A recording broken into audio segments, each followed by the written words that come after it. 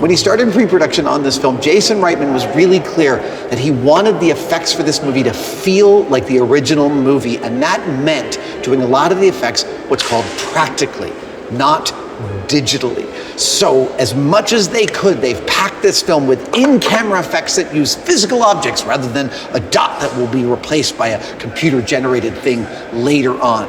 And one of the most elaborate effects in the show involves this. The humble ghost trap, used in a way we have never seen before, and we're about to watch a demo of these ghost traps being used for the film's finale.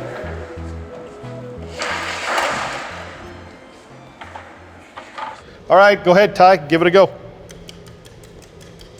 Oh!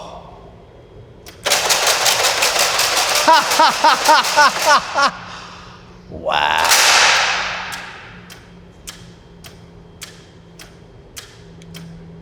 Oh, that is neat, huh? so cool. Again, can we see it again? Oh.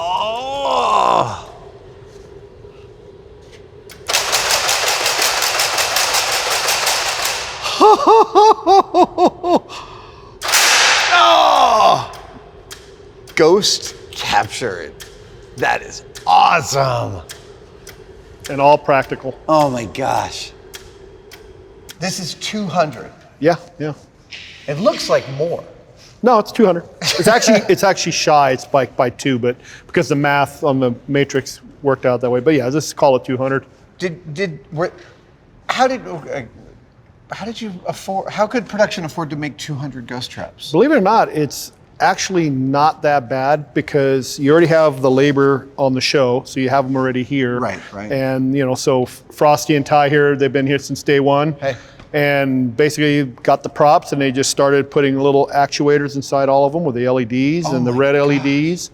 And then back in Los Angeles, we had a two-part team. We had a team in Los Angeles and a team here in Calgary. Yeah. And the Los Angeles team did all the computer work on the boards. And we're running it off of a DMX controller, like a lighting controller. Oh, sure, yeah.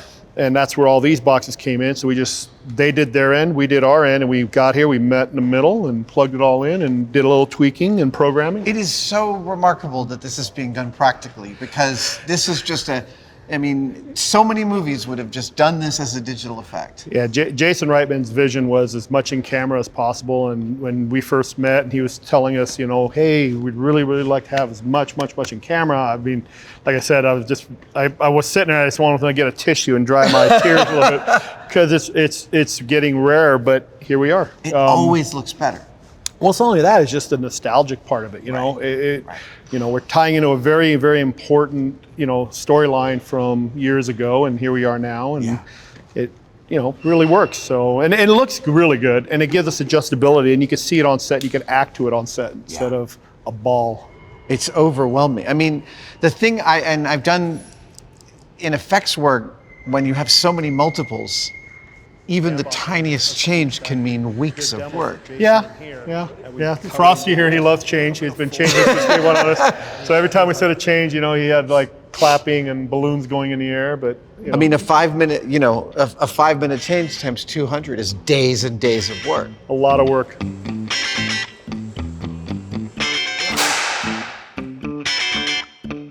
Elia, I know this is a truck that's going to have a special effect in it, but I also notice is that an Easter egg I'm detecting here? Well, what it is it's a tribute. It's a the whole movie, the whole thing is a great legacy to what Ivan had done. And when we signed on, we had to make these truck beds. They didn't exist. Jason chose a truck bed that's unobtainium. And it's like there's 3 left that we could find. So we had to make a replica off of pictures and scale it. But while we were doing it, back home, we just thought it'd be a cool touch to add a tribute to Dad. And the hardest part is just verifying that is his birth year, like over and over again, like either misspell the name or do the birth year wrong, and it's over. And we just put a lot of detail into the sheet metal work to make sure it looks authentico, and that was the number one thing. So back home in Los Angeles, got one of our technicians, Pete Watkins, sat there and hand hand pounded that out off the die. Yeah, they made a die at Cornfield Customs, and then the guys back at Gem sat there with him and worked it out and skinned it. But he sat there after the die was done and then pressed it, and then he actually sat there with on a bag, underneath. It's just old school, technique. He built 3 of these, and this is the one that's on this truck. Amazing. Yeah, pretty cool. I love all the little callbacks in this film to the original. And we told them nothing about this till it showed up. Like literally just did it. But we made these removable in case you didn't like it. Yeah. But we just did it, sent it up here, and when it showed up, it was like one of those. They were walking through set and like, turned out nice. So tell me what happens with this truck. In our storyline, at the beginning of the movie, we have the farmer's truck. You have our character driving down the road. He's rushing down the road. He's got something in the truck, and the ghosts start attacking the truck as he's driving and causing it to swerve and lose control and whatnot. We've rigged a bunch of panels on this truck also that will be sucked in and whatnot. Oh, like something's punching. Yeah, so we basically, some of these panels are replicated out of what's called OSO soft aluminum or O-tempered aluminum. Okay. And we put mechanisms, bimbas, on the inside with a solenoid, and on cue, you just suck them in. So you TIG weld a plate on the back? We actually did flat rivets, and unfortunately they're in paint and body bar right now, but we built a plate with an eye on the back, and then we used old technology from, like aircraft, and just hit the blind riveted flat rivets, and then they just just did a little bit of Bondo on top and hit it. And so the bimba pulls on that, and it looks like someone punched it. And it looks really real. All the tests we've done so far, you're like, whoa.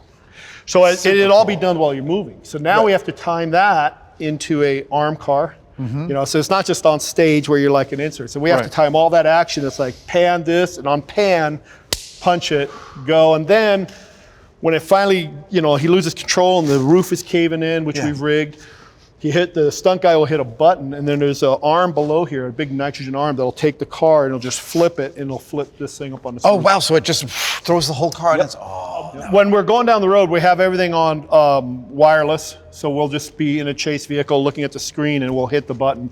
As for the flipper, that'll be the stunt guy. The stunt guy actually has his own button. On board is a little programmable logic controller that once he hits that button, it just starts off a chain reaction for the big flip arm. The valve opens, arm goes down, hits a limit switch. The computer then says retract and high. So by the time he's almost upside down, it's already gone. You're going, where did it go from? So inside of that box right there, we've hidden in here is a whole actuator system. So basically you have a high pressure actuator system, big dump accumulator tanks, and then that hosing goes to the big flip arm pivot underneath here. Oh man. Okay, yeah, shit, look at that. So, I mean, this thing's driving down the road. You guys are in one of the chase vehicles, looking at a monitor, trying to hit your beats. The stuntman's about to hit a button that makes. This is like an incredible choreographed dance. It's rehearsed. It's like ballet. You have to rehearse, and then set it up and do one. And sometimes what we'll do is we'll go down the road and we'll put sparking devices, little squibs, to rehearse it, because part of it is it's moving around. So glass breaks, panel goes, door goes. So we'll rehearse it with spark devices. So we'll like a stand-in for the effect. just stand in so that everyone could see it and get our timing down right. So going down the road, it's like, and then boom. That is so cool. I mean, I imagine like that dance can be really delightful when you get it right. When the team is cohesive. And also, once you flip, there's no take two. We get one take at making it all work. So rehearsal, go for it. If the take doesn't work, how long is a reset? The truck will be wrecked. If this thing hits the roof and it's not perfect, we're screwed. Those are some pressure, stakes, man. Yeah, no pressure. That's what I forgot about visual effects. The stakes are high. Yeah.